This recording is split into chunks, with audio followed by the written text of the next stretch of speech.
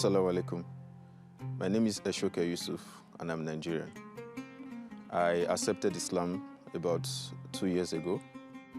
2013, I came to Qatar and I was sitting with 2 of my friends outside of my house. We were just discussing. A car drove by and stopped. A man came out. He was wearing this white top. And he came to us and he said, "Assalamu alaikum, my brothers." For me, it was surprising to me because he did not know any of us. He has never met us before. And he called us brothers. And so we replied. And he said in his house, they had just finished having dinner. And they had some food remaining. So his father asked him if he could come over to our house to give us this food if we would like to eat. And we said, "Why, no problem." At that time, I was very hungry anyway. And he said, okay. He opened the boots and he said, "Please come." He said, "Thank you very much." And he was about going to his car. I do not know what pushed me. To be honest, I still do not know. But I walked up to him and I said, "Are you a Muslim?" And he said, "Yes." I said, "Okay."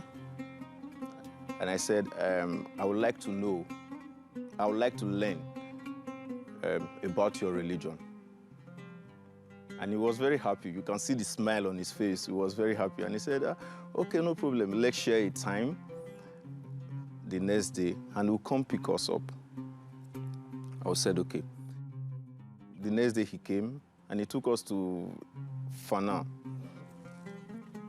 When I got to Fana, to be honest, I only wanted to know about Islam just because I wanted to find out what it is. I never wanted to accept Islam, honestly. We came to Fana and there was a Ghanaian scholar. His name is Abdullah.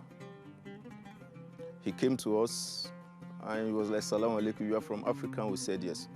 So he was about taking us to a particular room where we would discuss. But anyway, I walked inside and the scholar said, "Ask me any question." He said, "Islam answers all questions." I was laughing. That is impossible.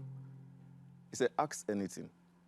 And so the first question I asked was about the tree, the frame that I saw outside. I said, "How come Muslims know about Adam and Musa and even Jesus?" And he said, "They were all prophets of God." I said, "Really?" He said.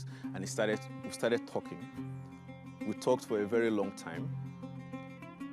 I was even more happy because after we have talked, he did not ask me to accept Islam. He did not say anything.